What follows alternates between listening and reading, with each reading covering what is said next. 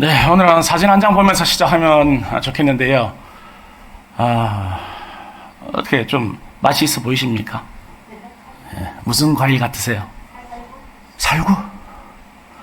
살구 같기도 하고, 복숭아 같기도 하고. 또 다른 의견 없으십니까? 복숭아 같기도 하고. 무화과. 참외같이 보이는 분 없으시죠? 자, 그럼 한 장 더. 한 장 더 보여주세요. 요건데. 복숭아같이 보이세요? 살구. 게살구입니다. 게살구. 게살구. 저는 아직 먹어보지는 못했는데, 먹어본 분 계십니까? 게살구? 없으시죠? 게살구는 안 먹죠. 윤기가 자르르 흐르고, 색도 곱고, 탐스러워 보이는데, 맛이 아주 똘똘하고, 탑탑한 맛이 난다 그래요. 그래서 안 먹죠, 게살구는. 그래서 이렇게 겉은 반지러하고 맛있게 보이지만, 속이 텅 빈 것을 이제 빗자온 게살구다. 이제 이렇게 우리가 표현을 하기도 하는데요. 그러니까 이제 빛 좋은 게살구다라는 말에는 탐스러워 보이니까 기대가 있지 않겠어요? 근데 그 기대가 어떻게 되는 겁니까? 갑자기 실망으로 바뀌고 나중에는 분노로 바뀌는 거죠. 그러니까 그 감정들이 다 포함되어 있는 거예요. 빛 좋은 게살구라는 표현에는. 오늘 본문에도 예수님의 실망과 그 분노 그리고 그 기대가 빛 좋은 게살구와 같은 그 무화과 나무에 이제 쏟아지고 있는데요. 우리가 지난 시간에 그 더럽혀진 그 성전으로 인해서 분단한 모습을 이제 우리가 보았지 않았습니까? 근데 바로 이어지는 본문에서 무화과 나무에도 또 분노하는 모습이 다시 이제 나타나고 있습니다. 성경을 잘 모르시는 분들은 예수님이 늘 화만 내시는 분처럼 생각하실 수도 있겠어요. 늘 그냥. 그래서 이제 제가 오늘 설교 제목을 예수님의 분노 시리즈 시즌2 제가 이렇게 한번 붙여봤습니다. 그런데 오늘 여러분들 오늘 본문 읽으시면서 어떤 생각이 좀 드셨습니까? 성전에서 분노하실 때는 그래도 좀 이유가 있었어요. 그들이 성전을 더럽혔으니까, 잘못했으니까, 그래서 이제 화를 내시는 거는, 당연한 거 아닌가 싶기도 한데, 근데 이제 오늘은 이제 나무에다가 지금 화를 내시는 거잖아요. 아니, 열매가 없다고 이렇게까지 나무에다가 화를 내시고 분노를, 표출하실 그런 일인가 싶은 거죠, 지금. 무화과 나무는 보통 이제 4월경에 이제 잎을 냅니다. 근데 이제 4월경에 잎을 내고 6월경에 이제 열매가 이제 탐스럽게 아주 맛있게 이제 이렇게 익는다고 하는데요. 근데 이제 오늘 본문에 예수님이 예루살렘으로 올라오실 때는 4월 중순경이었어요. 6월절이죠. 근데 이제 4월 중순경에 잎이 막 무성하게 나기 시작할 이제 딱 그 철인 겁니다. 그런데 무화과 나무의 특성이 잎이 이렇게 무성하게 나면서 열매도 같이 이렇게 올라온다 그래요. 그러니까 이제 초기 열매가 맺히는 시기인 거죠. 근데 이제 예수님이 이제 많이 시장하셨던 상황이라서 초기 열매도 이렇게 보이면 그거라도 이제 좀 잡수시려고 그리고 제자들에게도 주시려고 이렇게 봤는데 이게 아무것도 없는 겁니다. 그러니까 잎만 무성한 거예요. 그러니까 기대가 있으셨지 않겠습니까? 잎이 무성하니까. 그러니까 이제 열매가 하나도 보이지 않으니까 예수님이 뭐라고 하셨습니까? 이제부터 영원토록 열매를 맺지 못할 것이다. 이렇게 저주를 딱 해버리십니다. 그러니까 이제 이 본문을 읽는 우리들로서는 좀 이해가 안 가는 겁니다. 아니, 열매가 없는 시절인데 열매가 없다고 이렇게 저주를 하셔가지고 앞으로는 다시는 열매를 맺지 못하게 하실 거라고까지 저주를 하셔야 되는 건가? 아니, 좀 이해가 안 가는 거죠. 그 모습을 본 제자들이 이제 예수님께 이렇게 묻죠. 무화과 나무를 어떻게 그렇게 마르게 하셨습니까? 이렇게 물어보니까, 그러니까 이게 무슨 얘기입니까? 제자들도 이해가 안 되는 거예요. 어떻게 무화과 나무를 이렇게 그냥 확 말려버리셨어요? 아니, 그게 그렇게 화를 내실 일입니까? 먼저 그 얘기인 겁니다, 지금. 근데 이제 예수님은 이 제자들의 질문에 대한 답으로 전혀 맥락에 안 맞는 답을 이렇게 또 하셔요. 뭐라고 대답하십니까? 만일 너희가 믿음이 있고 의심하지 않으면 무화과 나무에게 된 이런 일만 할 뿐 아니라 이 산들어 들려 바다에 던져지라 하여도 될 것이요 너희가 기도할 때 무엇이든지 믿고 구하는 것은 다 받으리라. 전혀 지금 맥락이 안 맞잖아요. 지금 왜 무화과 나무를 이렇게 저주하시고 심판하시고 말려버리셨습니까? 라고 물었는데 답은 무엇이든지 믿고 구하면 다 받으리라. 앞뒤가 연결이 안 되죠. 예, 연결되시는 분들은 목사님 되셔야 됩니다. 예, 신학을 전공을 하시든지. 그러니까 마치 제자들이 어떻게 하면은 무화과 나무를 말려버리는 그런 능력을 받을 수 있습니까? 이렇게 물어본 것처럼 대답을 하시는 거예요. 믿음으로 너희들이 구하면 무화과 나무 말리는 것 정도가 아니라 산도 바다에 빠뜨릴 수 있어. 지금 그렇게 그런 맥락으로 이해가 되잖아요, 지금. 그러니까 예수님이 이렇게 동문서답 같은 답변을 하시는 것을 통해서 지금 무화과 나무에 화를 내신 거는 우리가 생각하는 그런 차원의 화가 아니라는 걸 우리가 알 수가 있는 거예요. 지금 먹고 싶은데 먹을 거 없어가지고 화나신 거구나. 그게 아니라는 거죠. 지금 다른 대답을 하셨으니까.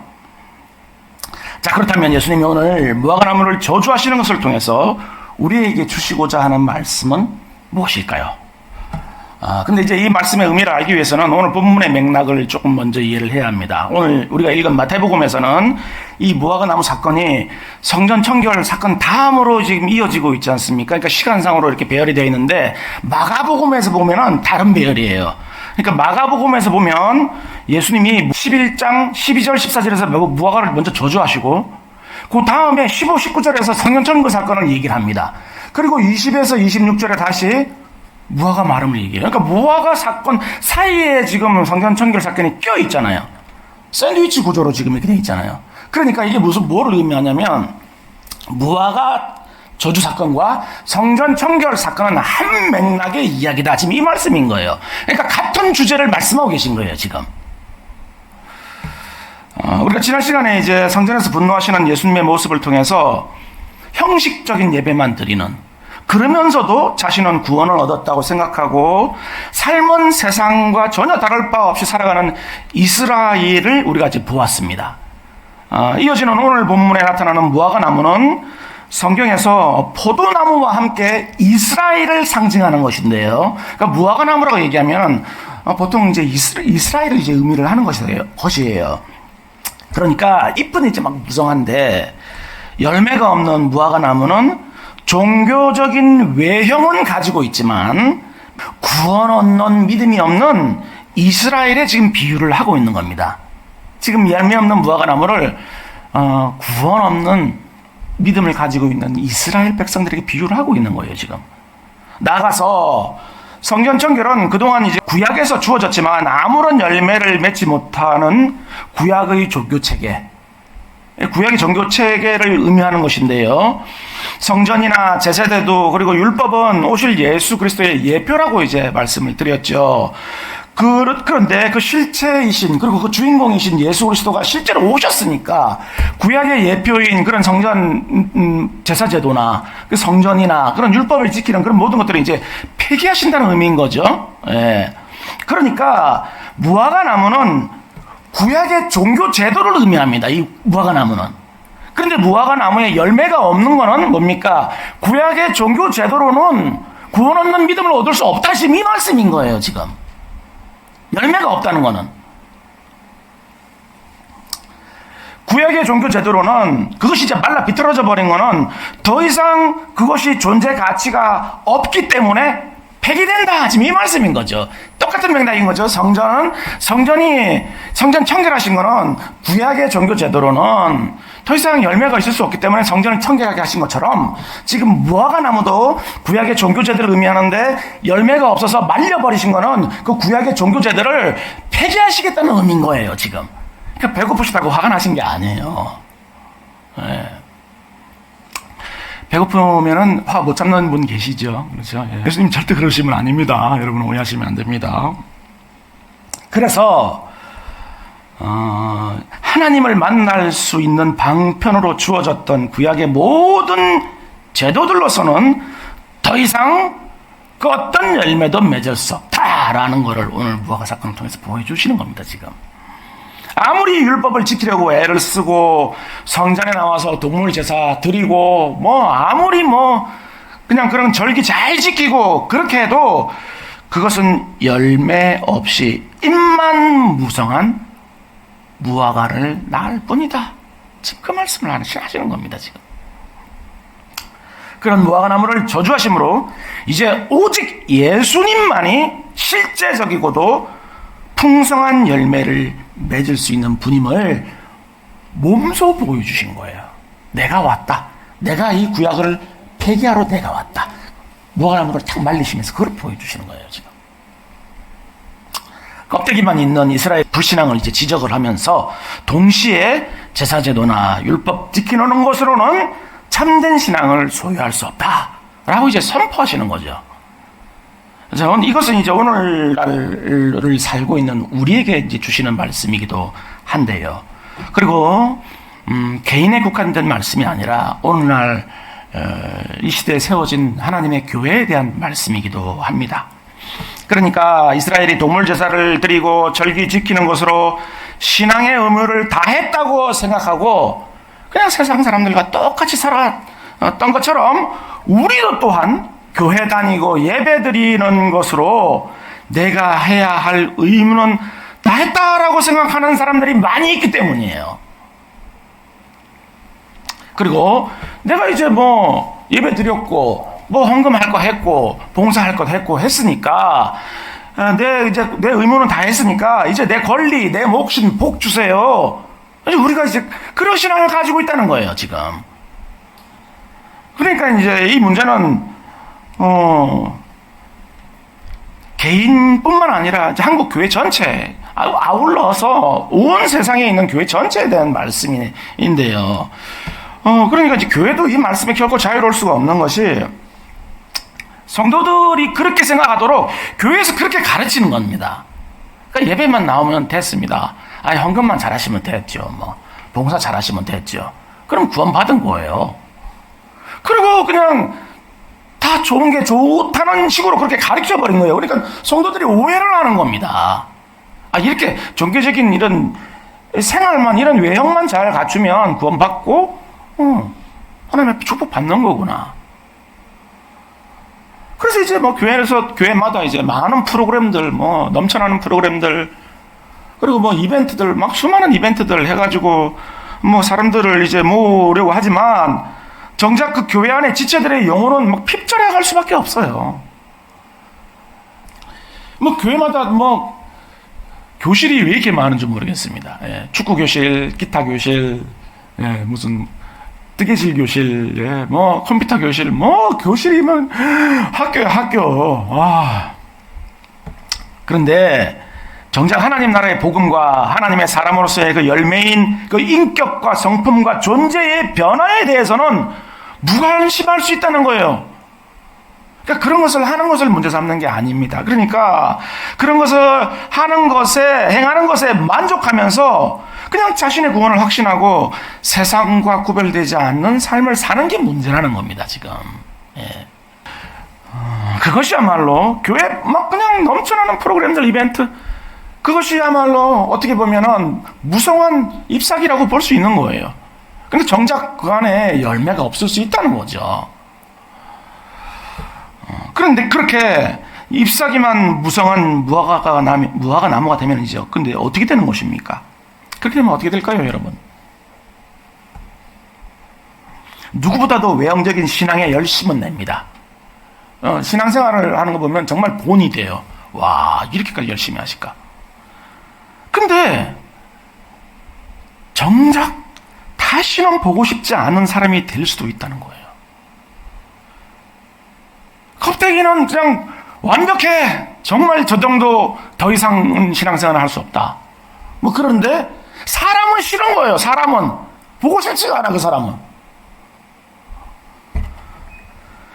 뭐 한 20-30년 전만 해도 뭐 어디 지하에라도 교회 그냥 십자가 하나 올려놓으면 사람들 금방 찾습니다. 뭐 금방 100명 됐다가 또 금방 우르르 다 나갔다가 또 금방 100명 됐다가 뭐 200명 됐다가 금방 우르르 다 나가고 뭐 그랬는데 요즘에는 뭐 한 영혼 전도하기가 정말 너무 어려운 시절이 됐는데 왜 그럴까요, 여러분? 교회 다니는 사람이라고 하면 만나고 싶어 하지도 않는 거예요, 요즘에는. 가까이 하고 싶지가 않아. 교회 다닌다 그러면.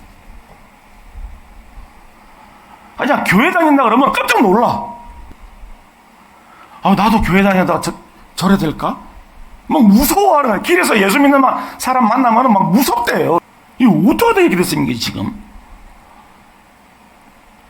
예수를 믿는다는데 하나님을 모르는 세상 사람들만큼의 상식도 없고 교양도 없고 예절도 없고 고집은 그냥 막 고집불통인데다가 그러니까 신앙생활은 보면은 너무너무 잘하는데 사람은 막 오면은 막 무서울 지경이 된 거예요, 지금.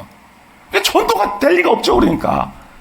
예수 믿으라 그러면 지금 요즘 우리 계속 이렇게 선물 나눠주고 이렇게 하는데 선물 주니까 그냥 받아가지요.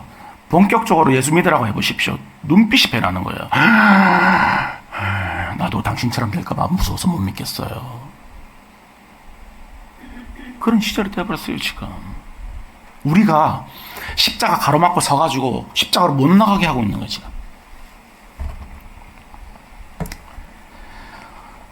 외국 나가면은 한인교회하고 할렐루야라고 써있는 상점 조심해라. 뭐 이런 얘기는 옛날부터 이제 있어 왔습니다. 그러니까 그만큼 사기를 많이 친다는 거잖아요. 근데 뭐 다 그러겠습니까? 뭐 소수가 그러다 보니까 그게 그냥 그렇게 와전이 돼가지고 이제 뭐 그렇게 그런 말들이 나오기도 한 것 같은데, 그게 이제 왜 이런 얘기가 나오는 걸까요? 그러니까 그리스도인들이 신앙인이라는 이름으로 세상과 전혀 다를 바 없이 살아가기 때문이에요.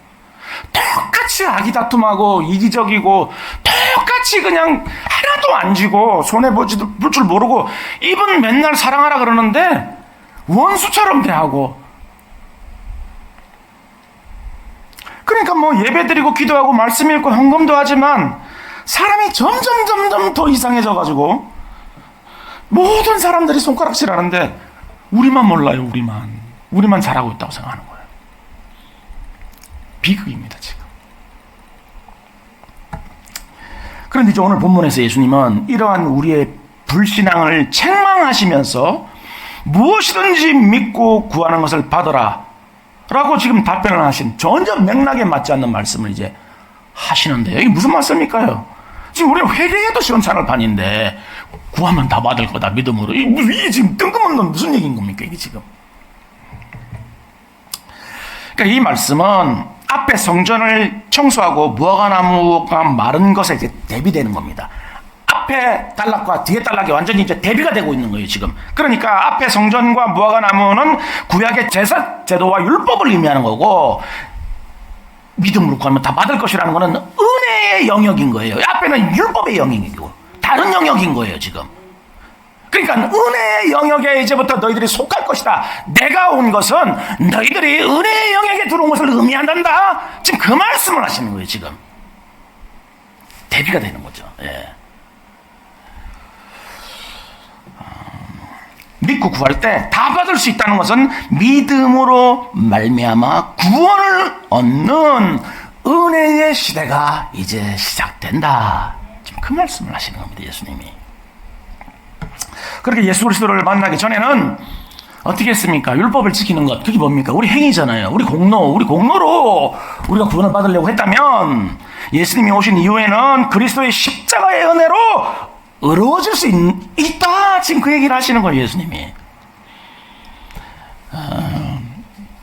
보통 이제 신앙이 없는 가정에, 아무도 신앙이 없는 가정에 이제 신앙이 이제 시작되는 경우를 보면 대부분 아내가 먼저 이제 신앙이 생기죠. 그래서 뜬금없이 갑자기 여보 나 교회 나가게 됐어. 이제 그리고 그런 가정 없으십니까? 예. 나 이제 교회 나갈래. 이제 이렇게 되는 거죠. 근데 그래? 시큰둥했다가 막 열심을 내는 거예요. 막 수요 예배, 금요 예배, 주일 예배, 뭐 점점 안 보여. 남편들이 그리고 자녀들이 어떻게 생각합니까? 이 교회에 지금 내 안에 뺏기게 생겼네. 우리 엄마 뺏기는 것 같아. 이런 느낌이 드는 거예요, 점점. 알아, 챙겨 먹어라. 그렇게 하고 설거지는 점점 이제 남편들이 하고. 감사하게 생각하셔야 됩니다. 우리 남편분들, 우리 형제들 집에 설거지 하시는 거. 그래가지고 이제 보니까 심각하거든. 야, 이거 안 되겠다. 빨리 찾아봐야 되겠다. 뺏어와야 되겠다. 교회 가가지고. 어떤 남편들은 속으로, 야, 예수가 그렇게 좋냐? 가서 예수랑 살아라! 이렇게까지 얘기하잖아요. 막 시기 질투가 나가지고. 1990년대에 미국의 어느 가정에서도 이제 이런 일이 이제 일어났습니다. 아내가 이제 예수를 믿기 시작하면서 집안에 광풍이 몰아친 거예요. 예일대 법대를 졸업하고 시카고 트리뷴 그 트리뷴이라는 그 신문사인가 봐요. 법률 전문 저널리스트였던 그 남편은 즉시 예수로부터 아내를 되찾아오기 위한 노력에 착수합니다. 빨리 찾아와야 되겠다. 더 빠지기 전에. 빨리 이만큼 발목만 빠졌을 때 빨리 데려와야 되겠다. 이제 남편이 이렇게 생각한 거예요. 뭐 기자 출신이고 법대 출신이니까 얼마나 사람이 논리적이겠습니까? 논리적이고 머리가 아주 명색하죠. 그러니까 탁월한 지적 능력을 가지고 있었지 않겠습니까? 저널리스트였으니까, 명저널리스트였으니까. 거기다가 자타가 공인하는 무신론자였어요. 종교는 그냥 마음의 위안을 얻기 위한 그런 허상이고 환상일 뿐이고 하나님은 절대 존재하지 않는다. 그리고 이제 스스로를 법과 도덕을 아주 잘 지키는 매우 이성적이고 의로운 사람이다. 요즘 쉽게 얘기하면 뭡니까? 법 없이도 살 사람? 예, 뭐 그렇게 표현할 수 있겠죠. 법 없이도 살 사람이다. 스스로를 이제 그렇게 여기고 있는 사람이었어요. 특별히 이제 죄라는 개념을 아예 그냥 비웃는 거예요. 죄가 뭐야? 기독교에서 맨날 얘기하는 죄 도대체 그 뭐냐? 어? 인생은 스스로의 노력과 선택으로 그렇게 만들어가는 거지. 뭐 얘기하는 거야? 속지 마라 제발. 아내한테 막 이제 열변을 토하는 거야. 내 아내는 어떻게 되죠? 귀가 여기 질렸다가 이쪽 귀로 빠져나가는 거죠. 예. 그러니까 뭐 갑자기 아내가 예수 믿는다 그러고 교회 나가서 예배 드리고 온다 그러고 뭐 기도회 간다고 그러고 그러니까 미친 사람처럼 생각되는 거예요. 우리 아내가 왜 이래 이거 뭐 이렇게까지 생각되는 거예요. 그래서 이제 뭐라고 결단을 내리냐면 논리적으로 따박따박 반박을 해가지고 내가 반드시 데려와야 되겠다. 뺏어와야 되겠다. 내 안에 찾아와야 되겠다. 근데 지금 이 얘기가 영화로까지 제작됐어요. 영화 제목이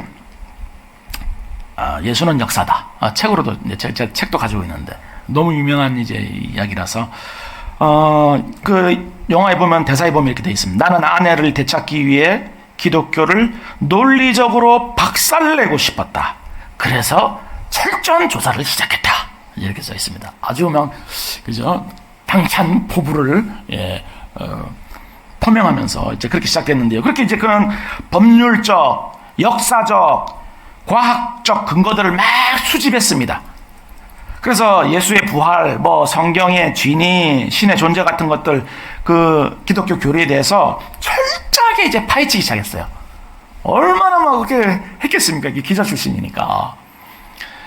그렇게 이제 뭐 심지어는 뭐 신학자들, 성경학자들, 철학자들, 역사학자들 막 만나고 다니면서 막 계속 인터뷰하고 막 계속 캔 거죠. 막. 그럼 이 정도면은 뭐가 나올 줄 알았던 거예요. 근데 이제 어떻게 됐을까요, 여러분? 근데 점점 마음이 무너져 내리는 거예요, 이게 이상하게. 이거 진짜 뭐 어떡하지? 이거 진짜 아니야? 이게 진리 아니야? 이렇게 점점 이렇게 이쪽으로 오는 거예요, 점점. 자기도 모르게. 그러면서 이제 결국은 어떻게 되냐면 자신의 노력이나 이성, 그러니까 나는 내가 내 노력이나 내 수고로 내 결단으로 이루어질 수 있다고 나는 생각했는데 절대 그럴 수 없다는 걸 딱 깨닫게 됩니다. 그러면서 인간의 이성으로는 예수의 부활을 설명할 수 없구나라는 걸 이제 깨닫게 돼요. 그리고 오직 십자가의 은혜만이 인간의 죄와 존재의 공허함을 설명할 수 있다는 사실을 발견하게 됩니다. 이 사람이. 하나님의 은혜죠. 뭐 이걸 찾는다고 해가지고 찾아지겠습니까? 이것이 논리로 안 되잖아요. 이게 그러니까 은혜잖아요. 논리로 되면 다 믿지 누가 안 믿겠습니까? 은혜를 받은 거죠. 그리고 이제 그 모든 노력 끝에 이제 이렇게 고백을 이제 하는데요. 나는 하나님을 이기려고 했지만 내가 진실 앞에서 졌다는 것을 인정해야 했다. 나의 나의 논리, 나의 노력으로는 결코 내 영혼을 구원받을 수 없다는 사실을 깨달았다. 이렇게 고백을 합니다. 마지막에 결국 자신의 교만함과 죄인됨을 하나님께 고백을 하고 예수 그리스도를 자신의 구세주로 이제 영접을 하게 되는데요. 와, 그로 이제 어떻게 됐을 것 같으세요, 여러분? 기자직을 그만두고 신학을 새로 공부해가지고 너무 감격이 차가지고 신학을 새로 공부해서 목사님 되셨어요. 교회에서 이제 아내 되찾아오려다가 오히려 직장까지 교회를 옮기게 된 그런 케이스죠. 여러분, 아내를 교회에서 찾아오라고 하시면 안 됩니다. 교회에서 일하는 수 생겨요, 여러분. 그렇습니다. 인간의 그 어떤 노력과 수고로도 결코 자신의 죄 문제를 해결할 수 없고 오직 그리스도의 십자가 공로를 덧입는 은혜로만 하나님의 자녀로 받아들여질 수 있는 것입니다. 예수님은 무화과 나무를 저주하시면서 믿음으로 구할 때 받을 수 있다고 말씀하신 것이 바로 이 의미인데요. 그러니까 산더러 저 바다에 던지우라 하는 말씀은 하나님께서 그리스도로 말미암아 우리에게 베푸시려는 그 은혜는 산이라도 막을 수 없다. 지금 이 말씀하시는 거예요. 산을 바다에 던지우겠다는 얘기는 내가 내 자녀들과 관계가 회복되는 데 있어서 산이 막으면 그 산을 뽑아서 바다에 던져버리겠다. 그리고 반드시 내가 그 관계를 너희들과 회복하겠다 하시는 하나님의 선포인 거예요. 지금 이 말씀은.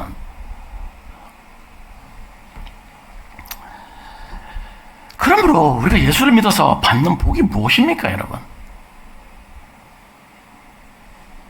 여러분들은 예수 믿어서 받는 복이 뭐라고 생각하십니까? 다른 복이 아니에요. 살아계신 하나님을 뵙는 거예요. 그것이야말로 어마어마한 복인 거예요.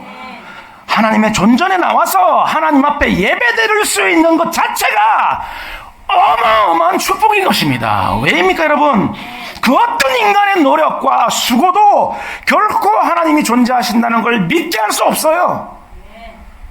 예수 그리스도가 우리의 구세주라는 사실을 믿게 할 수 없다는 거예요. 근데 여러분들은 어떻게 믿게 된 겁니까? 어떻게 하나님이 살아계시고 어떻게 예수 그리스도께서 우리의 구세주가 됐다는 사실을 믿게 된 것입니까? 그거보다 더 큰 축복은 없는 겁니다. 날마다 하나님과 동행하고 그 하나님 말씀 청종하면서 그 말씀 붙들고 살아가는 인생이야말로 세상에서 가장 큰 축복을 받은 인생인 거예요. 그렇기 때문에 우리가 하나님이 살아계시다는 것을 믿고 예수 그리스도를 구주로 고백하게 되었다는 것은 있을 수 없는 기적의 은혜를 받은 것입니다, 여러분. 그런데 문제가 뭐죠, 여러분? 이런 기적과 같은 은혜를 받고도 우리는 끊임없이 세상으로 돌아가려고 그래요. 우리의 눈은 여전히 우리는 은혜의 영역에 들어왔는데도 불구하고 눈은 계속 세상에 가 있어. 한쪽 발은 계속 세상으로 나가 있어. 여차하면 좀 가보려고. 고쳐지지가 않는 거야. 은혜의 영역에 들어와 있는데도 여전히 우리의 소원은 세상에 있고 여전히 우리는 세상과 짝하고 있는 것이죠. 그걸 어떻게 할 수 있습니까? 우리가 그렇다는 거를. 우리가 그냥 예배드리고 있고 기도하고 성경 볼 때는 몰라요. 우리 심령 상태를, 우리 영혼이 어떤지를 어떻게 할 수 있는 겁니까? 우리가 예수 믿고 나서 우리가 어떻게 변화됐는지 우리 삶을 보면 알 수 있는 겁니다. 여러분들 예수 믿고 나서 평생 신앙생활 하시고 어디 좀 삶이 좀 바뀌셨습니까? 예수를 믿고도 어떤 변화도 나타나지도 않고 그 어떤 열매도 보지 않는 거예요. 우리 삶에 여전히 그냥 더러운 성질 그대로고, 응? 그냥 포장만 하고 안 그런 척 하고 있는데 그냥 아주 죽겠어. 스트레스 받아서 성질을 못 내니까, 그죠? 꽁꽁 묶어놔서 목사는 더 하죠. 그냥 꽁꽁 묶어놔가지고 여전히 그냥 이기적이고 여전히 그냥 그 고집불통이고 고래 심지를 저리 갈아야 우리 고집은 조금 더 안 변해요, 우리가. 그러나 하나님의 은혜를 진정으로 경험하고 매 순간 하나님과 동행하면 삶의 변화가 반드시 나타나게 됩니다. 하나님의 말씀에 순종하는 것이 체질이 되어가는 거, 체질이 되어가면 자연스럽고도 마땅하게 하나님을 닮아가는 거예요. 아니 부부가 둘이 살아도 닮아간다면서요.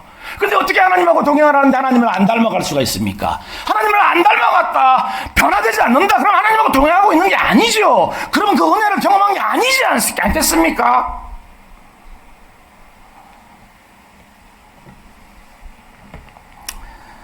그렇게 하나님의 은혜 가운데 있는 하나님의 자녀들은 하나님의 성품인 성령의 열매가 반드시 맺히게 되는 것입니다. 그리고 그 열매는 다른 사람들로 하여금 그리스도를 맛보아 알게 하는 도구가 되는 거예요.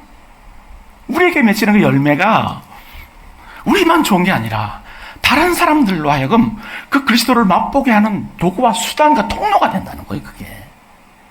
그게 열매가 있어야 전도가 되지 않겠어요?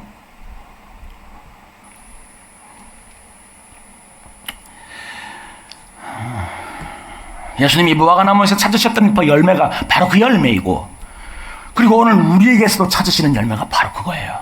예수님은 무화과에서만 그 열매를 찾으신 게 아니라 우리의 삶 가운데서도 그 열매를 지금 찾고 계신 겁니다, 지금. 근데 우리는 지금 입만 무성한 거잖아요, 지금. 입만. 예수님이 지금 열매를 드시려고 오셨는데 없어, 아무것도. 예수님 다른 데서 사 드셔야 되겠는데요. 죄송합니다. 그러나 하나님의 은혜를 경험하지 못하면 기독교 신앙의 껍데기를 쓰고 있지만 여전히 열매가 없는 무화과나무일 수밖에 없는데요. 이게 왜 두려운 겁니까, 여러분? 그냥 그렇게 살아도 되는 게 아니에요. 왜죠? 그렇게 열매 없는 나무는 찍혀서 불에 던져질 것이라고 예수님이 일찍이 말씀하셨잖아요. 이미 도끼가 나무 뿔에 놓였으니 좋은 열매를 맺지 아니하는 나무마다 찍혀 불에 던져지리라. 이 보통 심각한 얘기가 아니에요. 그러므로 오늘 이 시간 우리의 삶 가운데 어떤 열매가 있는지를 돌아봐야 하겠습니다.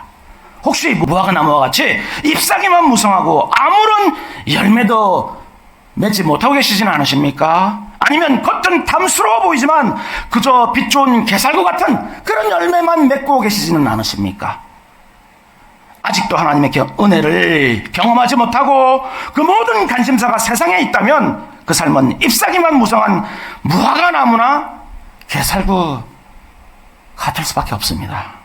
그런 신앙에는 그 어떤 예수의 흔적도 찾을 수 없고 여전히 자기중심적이고 말씀에 불순종하는 삶일 수밖에 없어요. 그리고 그런 신앙은 구약의 성전이 무너지고 무화과나무가 말라버린 것처럼 결국은 무너지게 되는 겁니다. 결국은 하나님을 떠나게 되는 거예요. 그렇게 한 사람이 여기 갖다 앉히는 게 기적적인 기적인데 기적이 왔는데 결국은 떠나버려. 그 기적을 발로 차버리고. 그런 억울한 인생이 어디 있습니까?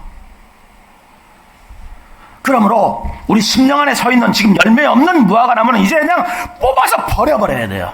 그리고 그 자리에 예수 그리스도를 딱 심으세요. 그럴 때 우리의 삶에는 성령의 열매들이 풍성하게 맺어지게 되는데요. 나는 포도나무요, 너희는 가지라. 그가 내 안에, 내가 그 안에 거하면 사람이 열매를 많이 맺나니 오직 예수 그리스도 안에 있을 때만 우리는 열매를 맺을 수 있는 것입니다.